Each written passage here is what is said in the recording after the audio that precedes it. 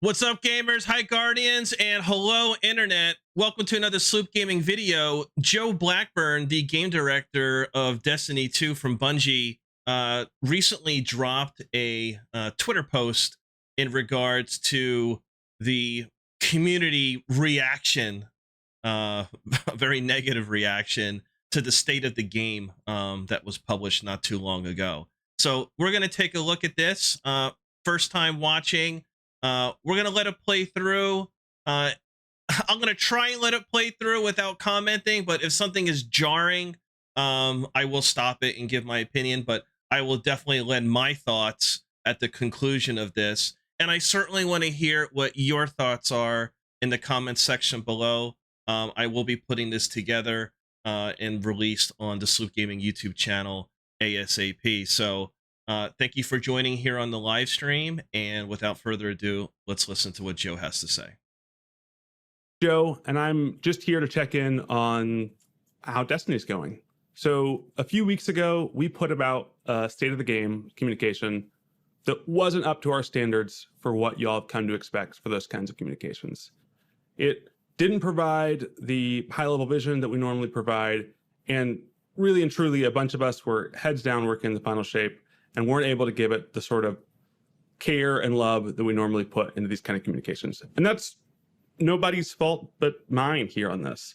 So I wanted to come in, talk to you all directly, and sort of give you an update on what we thought about the state of the game that we put out and what we think about Destiny as a whole. Now, this is going to be pretty different than normal. This isn't a highly produced sort of production. It's me in my office. It's not scripted. I've got a bunch of notes here that we're going to read through. And it's going to feel probably more like you're just in a meeting with me, which is going to be rambly, and we're probably going to mess up a few times. But really, I just want to go over where we're thinking about the game. Okay. So what we're going to talk about today, we're going to talk about the reveal coming out next week. We're going to talk about PvP. We're going to talk about armor. We're going to talk about our communication strategy. Those are the big ones. So let's just get right into it. Let's go. Start with reveal. Next week, we're going to go out and we're going to show an awesome showcase for the final shape. No doubt. We're really excited about a bunch of the content in there. But, and truly, that showcase is not a reaction to the state of the game last week. It's not a reaction to a bunch of the sentiment online. And it's definitely not a reaction to this video. It was recorded a while ago. I think I have a mustache in the video. And it's a pretty focused reveal. Yeah. In the same way that the game itself is pretty focused. I think it's going to be about an hour long. The final shape is focused on the light. It's focused on the enemies we've been setting up and the allies that you've come to know. It's not about a bunch of wacky new systems or wacky new themes coming into Destiny. Instead, we want to make an experience that's super easy for anyone who's ever played Destiny to come in and absolutely fall in love with the content that's before them. I think the other thing that's really important here to know as I sort of look at my meeting notes is that communication is built for a pretty wide audience, much wider than probably whoever is watching this video. So what we're not going to talk about is things like a big new Strange Coin refactor and Xur revamp that's coming out in the final shape. We're not going to talk about things like a refactor of HUD elements where we're making sure the buffs and the debuffs are more clear and you can tell what's happening in higher level combat. Excellent. It's going to, again, really be focused on the story, really be focused on the location, and maybe we'll get into a little bit about how the live service of Destiny is going to change after the final shape. Okay. Following that showcase, Dan, our GM, and I are going to be on set, taking questions, dotting T's, crossing I's, or maybe the reverse of that, on what you've seen in the showcase. So we'll provide a little bit more clarity on what was shown, and we'll probably get into some ways that maybe our philosophy on the final shape or specific details might have changed over the last few weeks since we recorded the showcase. Okay. All right, I think that's it for reveal. If I'm looking at the sheet next, we've got PvP. So let's start with the state of PvP right now in Destiny. What have we been doing? What have we been focused on? We've been really focused on sandbox balance. So like a big focus of effort last year was just making sure that Strand came out in a good place and got to live sort of in harmony with the rest of our Crucible ecosystem. Aside from that, we've been focusing on putting up 2 weapon balances per season, one at the start, one in the mid-season. And we've been focusing on ritual updates to PvP, be this mode updates, point updates, reward updates at the beginning of each season. Finally, if we flip over to our agenda, we've been focused on making 1 new map and a few reprises a year. Now, all that aside, It's not good enough, Joe. This approach is not producing the Crucible that our players expect us. So what are we going to do? How are we going to change? First, let's talk about more maps. It's clear that the sort of slow trickle of PvP maps isn't having the effect we want. Nope. And although it gets an injection of PvP maps every so often into the ecosystem, it's also forcing this like 1 new map a year. It means you're trying to build a map that has to do everything, which means it can't be good at anything. So next year, we're going to change our philosophy. Instead of a slow trickle of maps throughout the year, we're going to focus our effort into a single map pack that's free for everyone. So imagine new maps coming in 1 drop where we can make a bunch of new experiences that can all be good at specific things and adds a big variety in a single drop next year. Now, this is a shift from our strategy, so it's going to take us time to sort of understand the details of what we're putting out here and getting that out to y'all next year. Okay, maps are great, but we still really believe that PvP is about the foundation, and new maps aren't going to solve a foundation. So, modes. First of all, I'm really excited about what's coming out in Season 22, first with Checkmate. Checkmate is a mode all about that sort of primary fire, basic weapon Checkmate excellence looks good. of Bungie games, and being able to show that excellence in a PvP setting. It's what a bunch of our like really marksman style PvP players have been asking for a long time since Destiny 1. And we're finally going to put a mode like that in the game. And I'm super excited for a bunch of those players to get that experience starting right away in Season 22. Next, we've got Relic.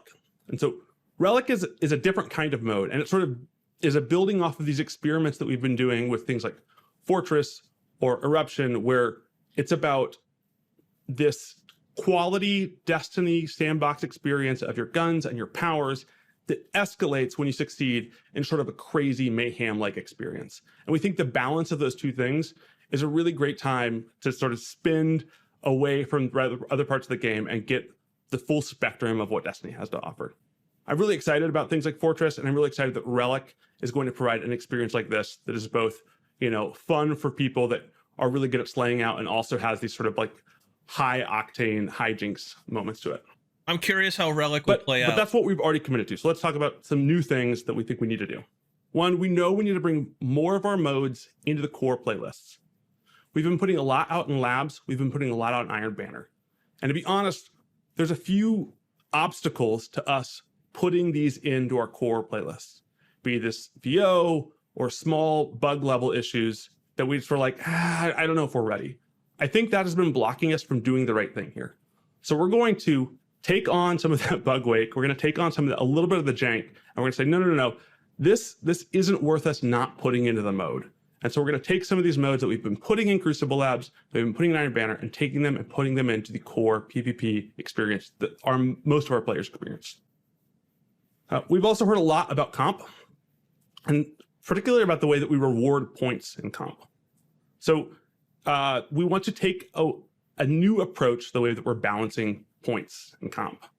Right now, we think it's just weighted too much on your personal MMR versus the people you're playing against. And when you win or when you lose a game, it can be really unpredictable how many points you're getting. We're going to go to a simpler system where winning or losing just matters more. Finally, we want to get great modes like Countdown Rush into competitive and get modes that people are less excited about, like Rift, out of the rotation.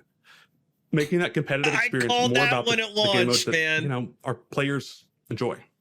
Just like Sparrow Racing. So we've talked map strategy. That's gonna flash in the pan modes. content, man. I want to talk one other effort we want to do here.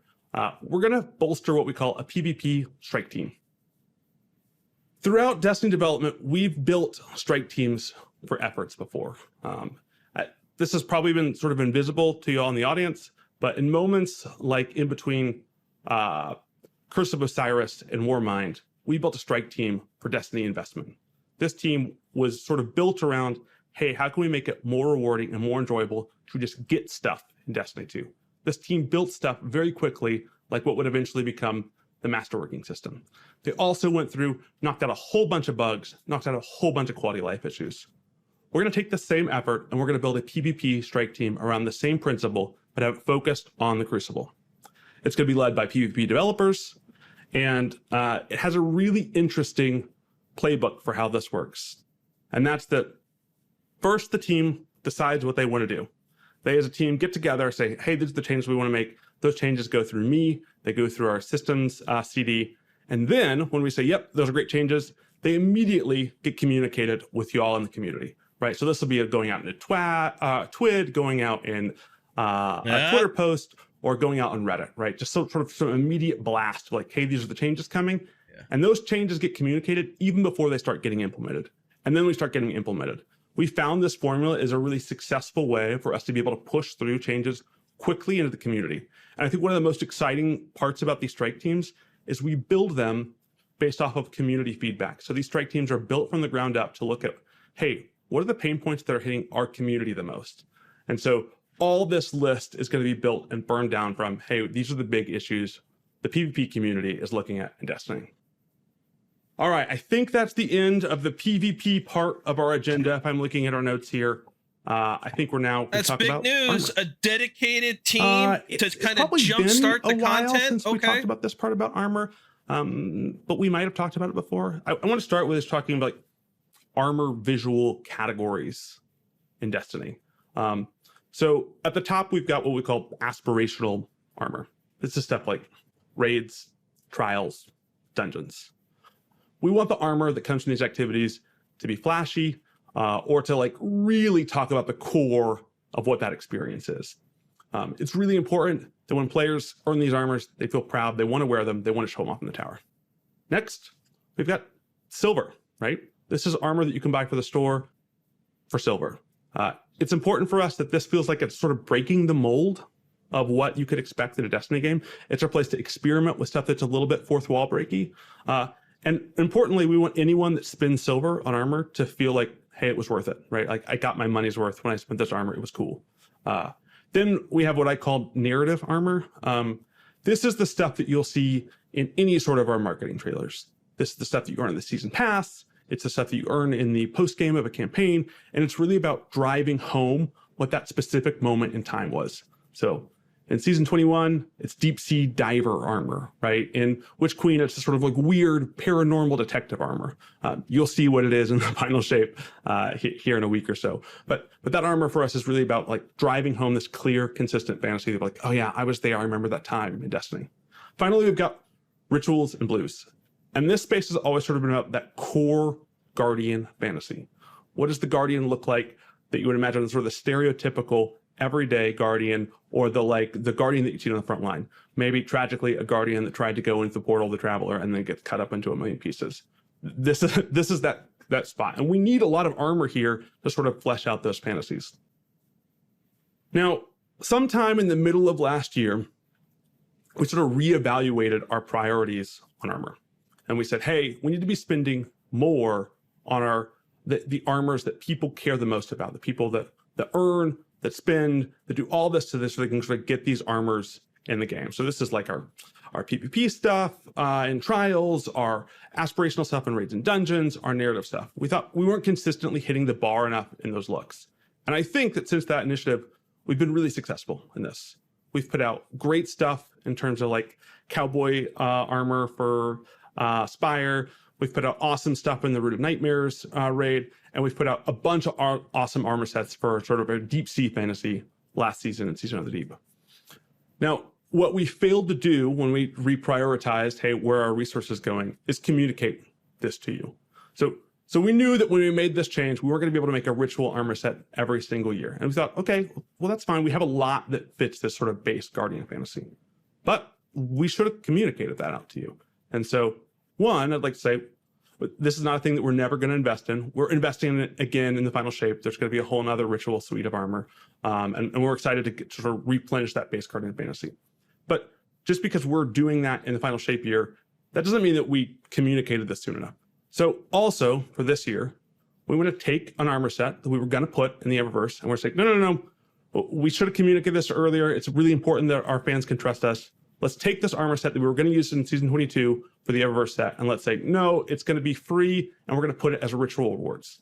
So next season, before the end of the season, you should see a brand new armor set that you can earn through playing Strikes, Crucible, Gambit as like a ritual reward for doing this, a brand new armor look. Again, we're confident in our strategy going forward. We believe this is the right priority going forward, but also it's our responsibility to communicate this stuff sooner. So we want to make sure that we're doing the right thing by all the fans. Okay. All right, I think that's armor. That's all fine and good. Let's talk about but comps. there's no way to earn additional transmogs without spending silver. That's the issue, Joe. Very busy, and I think that although we really want to be focused on delivering great content to y'all and making sure that's our top priority, that doesn't mean our communications have to suffer. And so the first thing, we want to be talking to y'all more. But talking to y'all more, our number one priority, we have to keep our community members and our community leaders safe from the Bungie side. I don't want anyone that signs up to come work at Bungie and to talk to y'all about the game to have to worry about their personal safety. Without a doubt. So we're going to keep using our branded accounts. You'll see these on Twitter, and you'll see these on Reddit, right? And we want to be using those accounts with more personality, going and talking to y'all more. The other thing is me.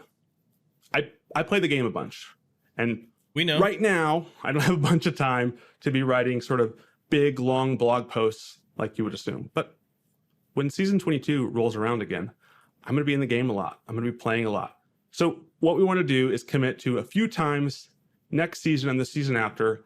I'm just going to stream me playing the game, and you'll be able to come and talk to me. That's right. And it's not going to be join the SloopGaming stream, Joe. But it is a great time That's to an just option be like, hey, for you. Check in with Joe. These are the things that we're feeling. Get his opinions on them.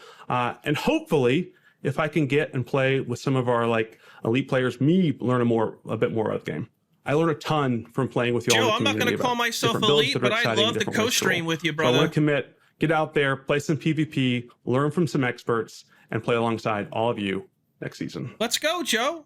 Let's go. The only Sloop thing Gaming, that I have ready. left here is close. So I think that means my rambling on here today is over. Thanks so much for listening to this, for watching this.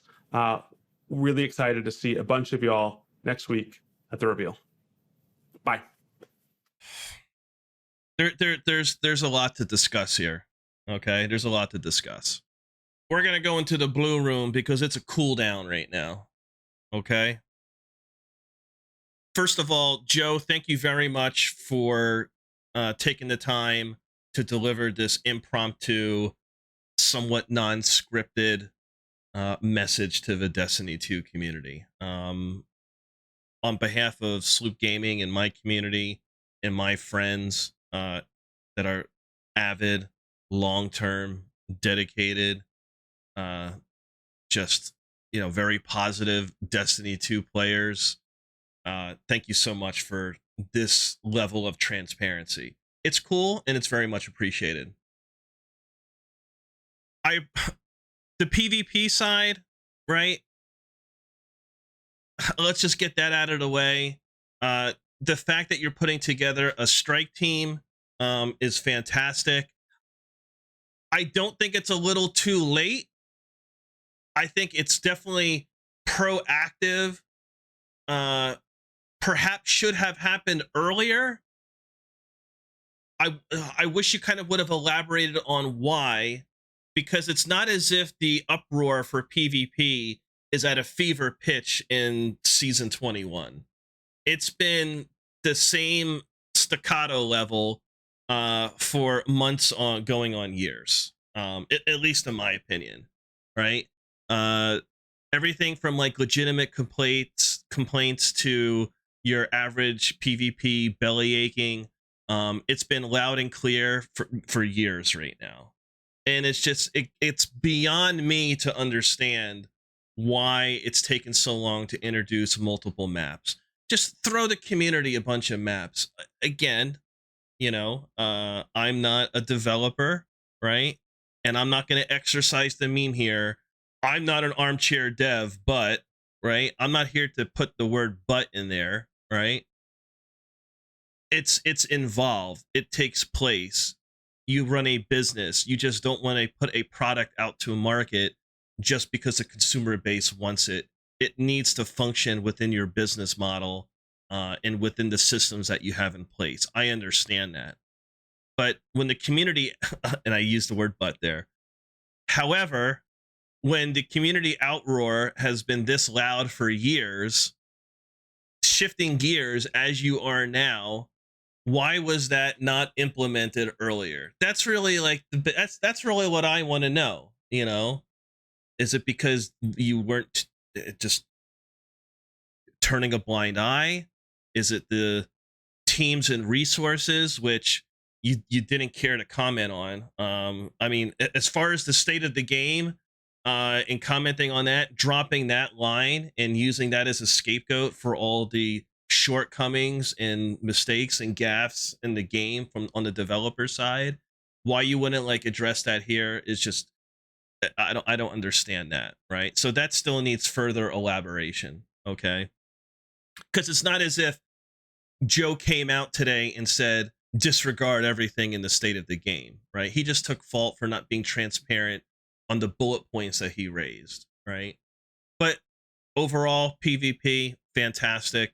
A strike team is being dedicated towards it. So they do have the team and they do have the resources to do that. But if we take what was said in the state of the game literally, then that means it's going to take away from other parts. Now, I'm not going to go back right now, but when you if I will rewatch it, okay? And when you, the viewers here, and please let me know in the comment section, does he mention that when the strike force is formed, if it's not formed already, will that be taking away teams and resources from other areas? I don't believe he said so. So that kind of contradicts what was explicitly used as an excuse, right? As a scapegoat, as a statement in the state of the game. Like that sentence defined Destiny 2 right there, in my opinion. Lack of teams and resources. That defined the state of the game, and it needs further elaboration. PvP.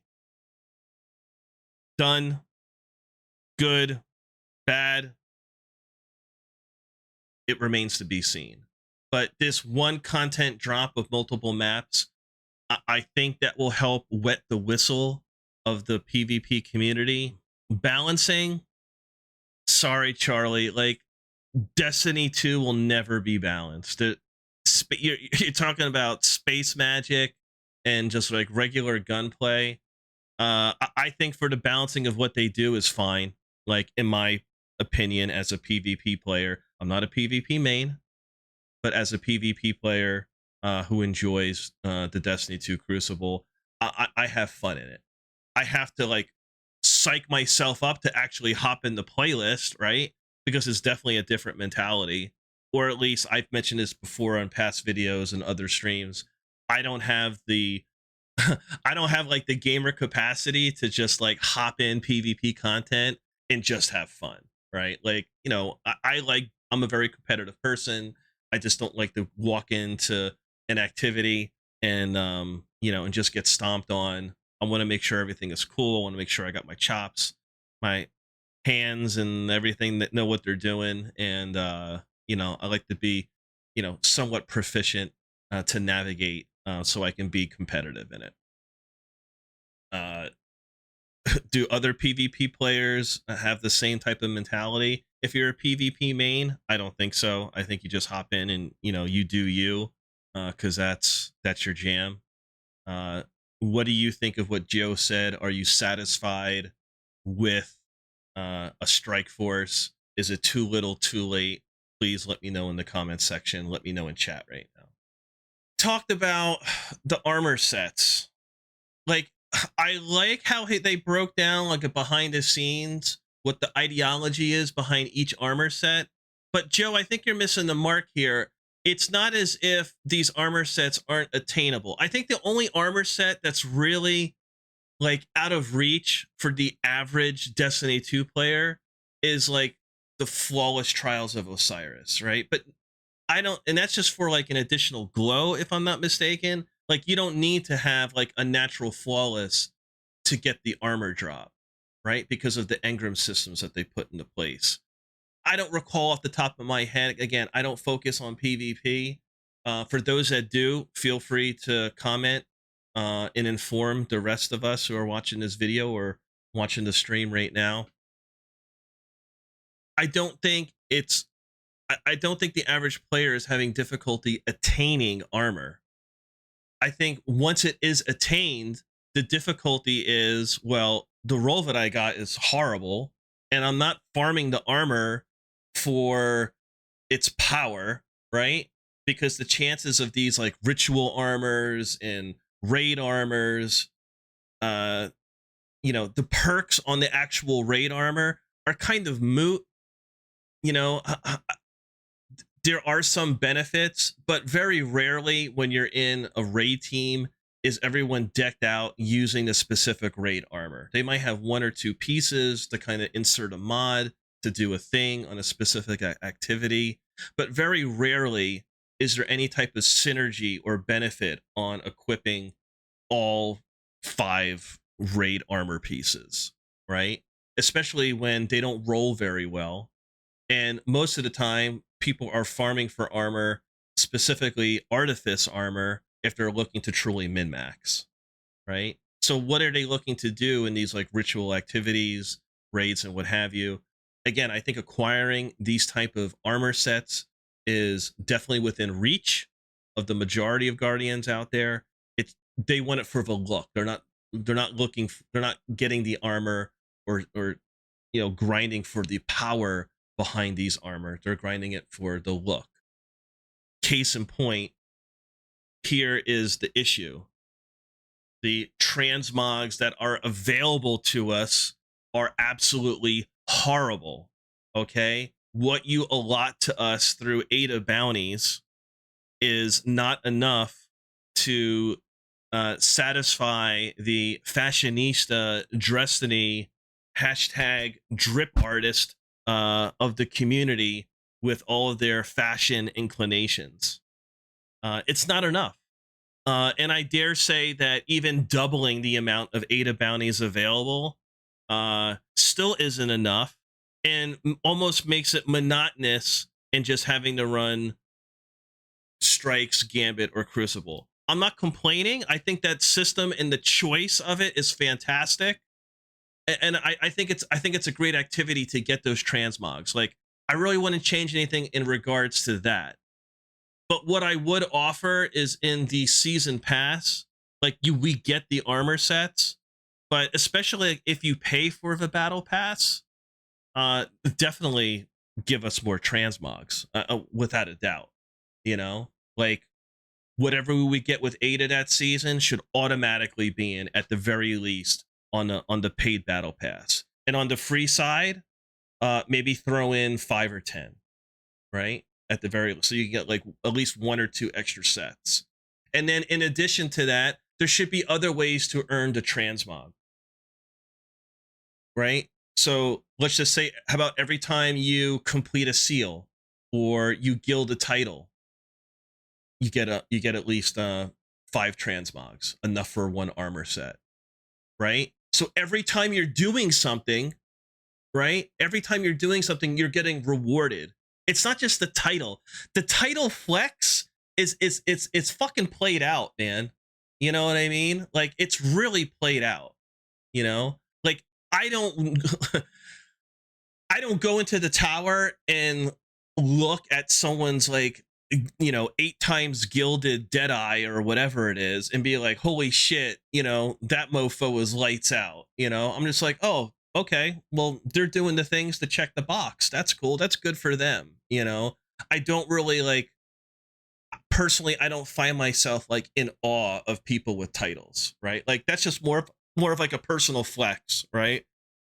And honestly, what these titles and what these guildings come down to is just a way for like obnoxious, toxic LFG groups to kind of, you know, force people to like throw the title on, throw the emblem on, so they can just filter through to get their 1% click together to, pub stomp or just, easy peasy through the content, right?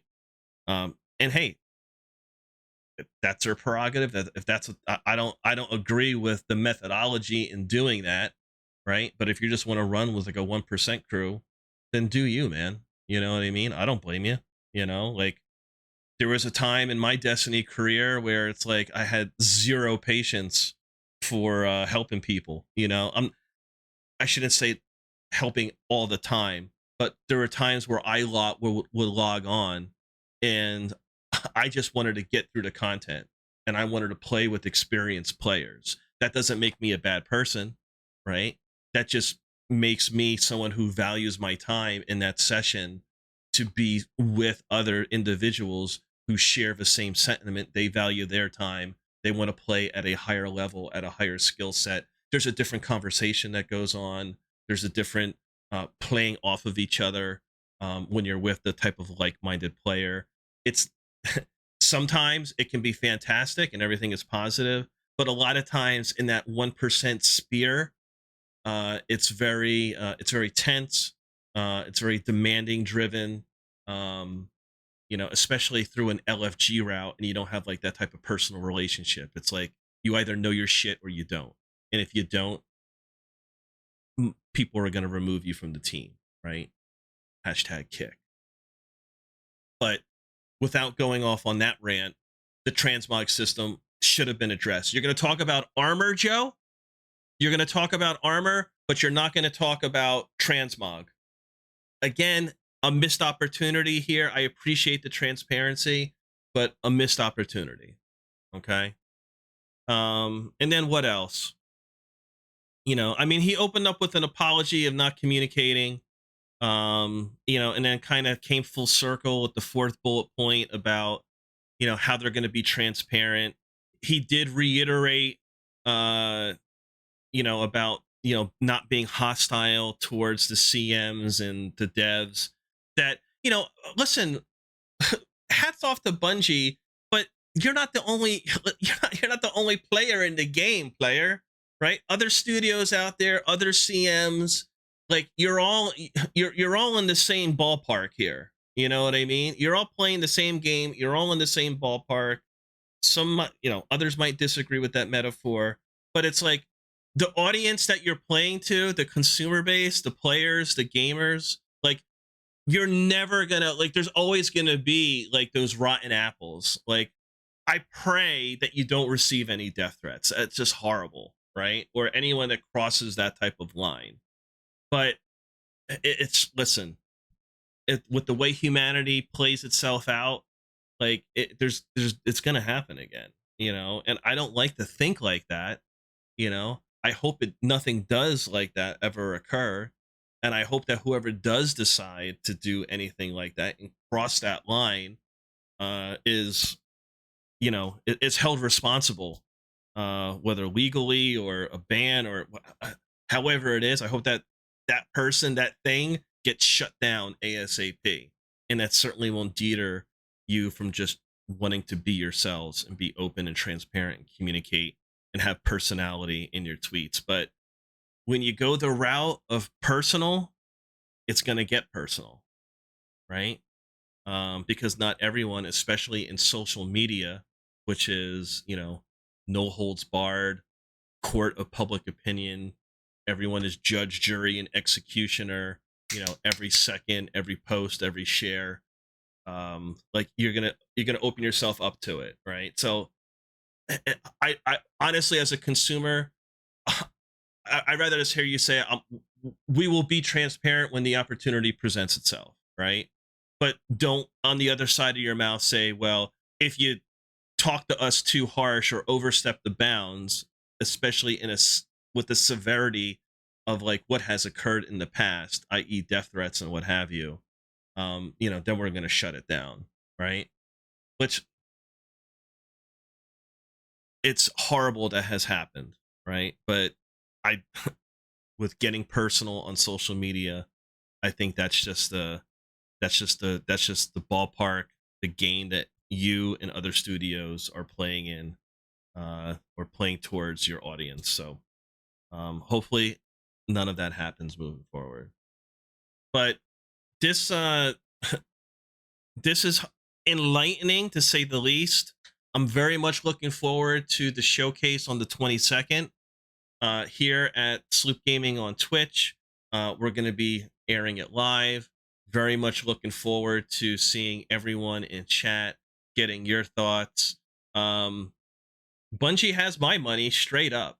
You know, as much as I will criticize the studio, I'll always lend something constructive. I'll always try to provide a solution. I'm always receptive to like what the studio has to say as far as my content and my commentary. Please engage me.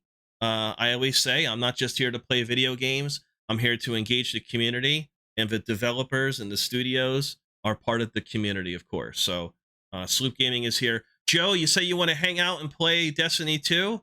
I'm here, brother. Let's go, man. Let's have some fun. I'll play any content with you. I'll play any content with you. And I'm not just saying that because I'm, you know, streamer and YouTuber and all that.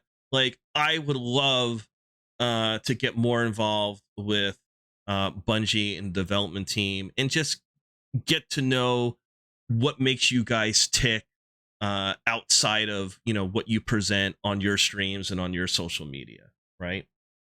So I would welcome that opportunity, Joe. Just saying. And I'm sure hundreds of thousands of other people will. But, you know, I'm going to raise my hand because why not? Who knows? We'll see. But hey, thanks for everyone for coming out to the stream. This breaking news brought by Joe today. Joe Blackburn, the director of Destiny 2. Thank you so much for all the support here at the channel. Again, please share your thoughts. Share them here in chat. Share them in the comment section below. And until next time, be safe, stay vigilant, and as always, may the light protect us all. Thank you for watching. Likes and shares are very much appreciated. And subscribe for more Destiny 2 content. Peace.